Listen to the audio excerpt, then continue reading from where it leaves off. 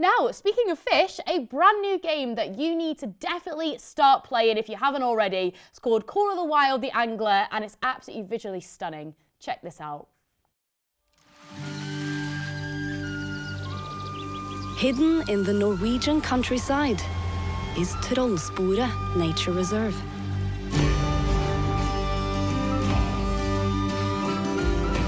Trollsporet is home to some of the most impressive sights in Scandinavia and some equally impressive fish.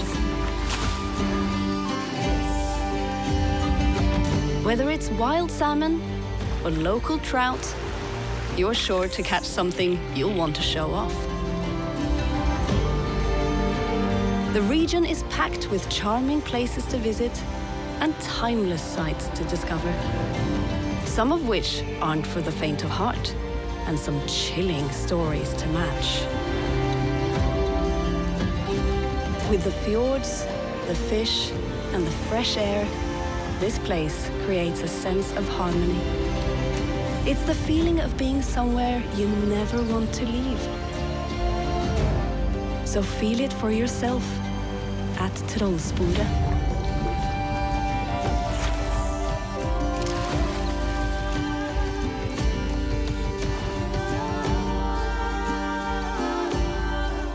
There we go, Call of the Wild, the Angler, and as you can see there, such an absolutely beautiful game. And I've actually been playing it the last couple of days, and it's honestly helped me unwind so much. I'm yet to catch a big fish though, so hopefully I will soon. But I'm actually now joined on the show with gaming director Paul Rustchynsky from Expansive World, a creative division within Avalanche Studios Group. Paul, thank you so much for joining us on the show. It's great to have you. No, thanks so much for having me. I'm still reeling off the back of that Pokemon Sapphire story. Oh, I know. I love the reeling as well. We love a pun on this show. Yeah. You do, that's it. It's bizarre, isn't it? I know. There's so many weird things that go on the internet. It's crazy. It's absolutely mad. But yeah, so this game, Paul, I mean, it's absolutely gorgeous. I was saying to you earlier, you know, I've absolutely loved playing it, and it's a great way to unwind. But for people that haven't heard or played this game before, can you tell us a little bit about it for us? Yeah, sure thing. So Call of the Wild the Angler is an open world fishing game where you get to explore beautiful locations around the world and immerse yourself in what I think is the ultimate fishing adventure. Joining multiplayer seamlessly with other players, going on missions, taking up fishing challenges, hunting down legendary fish, or like you said before, just sitting down, having fun and relaxing, you know, as you do in real life fishing. Absolutely, yeah, and the music as well and everything to go with it. And I love the voiceover. Can I just ask who does the voiceover as well? Because that literally completely gets you straight into the game.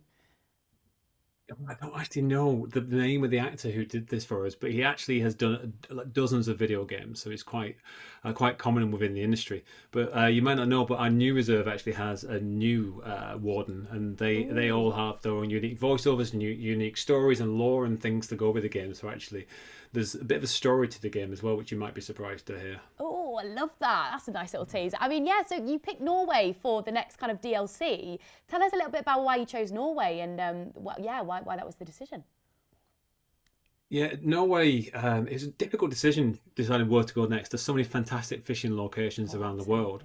But we've already been to Northern America, which we went to Golden Ridge Reserve in Wyoming. And we wanted to go somewhere that's contrasted, somewhere that looks very different, feels very different, you know, changing climate. And also one of the main things is going to a place which has a contrasting selection of fish species, because that's the main thing.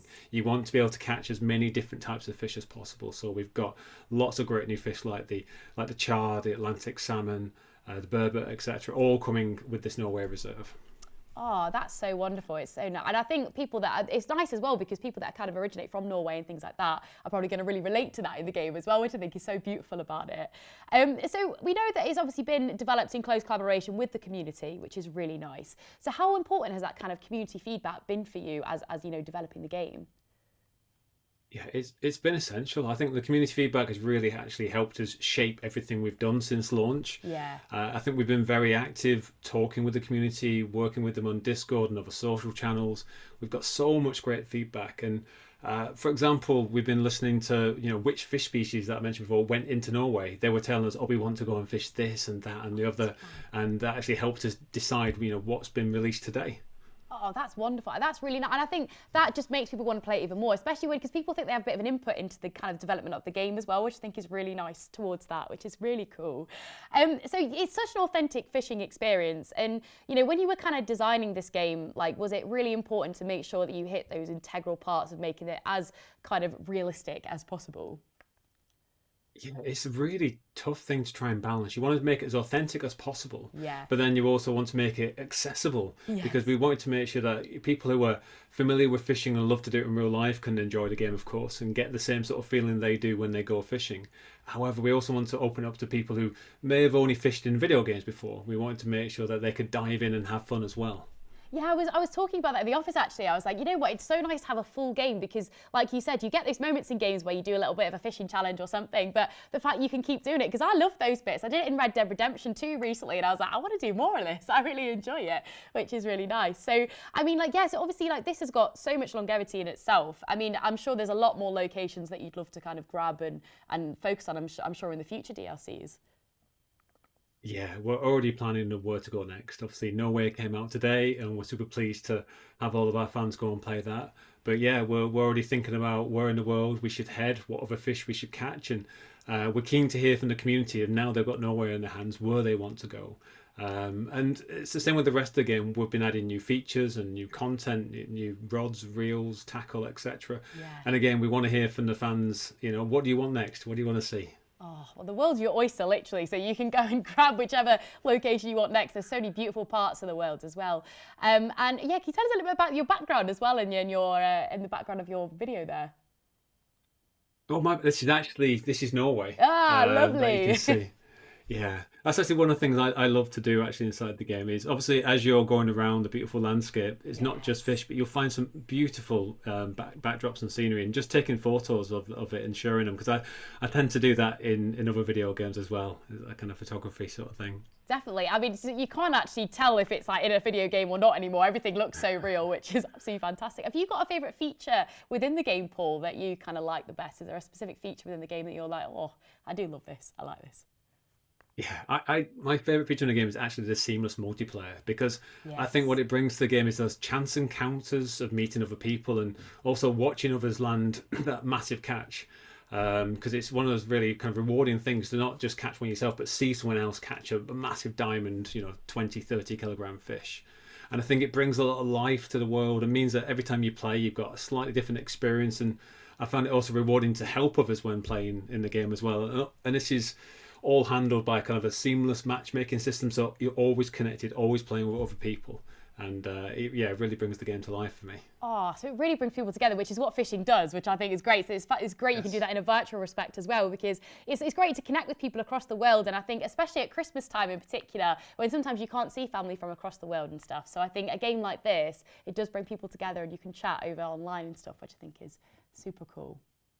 Yeah, we've even seen one or two stories from our community as well, where a family that now lives in different parts around the world, who used to fish together on a regular basis, have been able to recreate that experience fishing together in our game, and it was just heartwarming. That's exactly what you want to achieve. That is so beautiful. I love that. I love that. And Paul, have you been to Norway yourself, or did you kind of experience it through the game? Did you take any personal experiences from going to Norway yourself?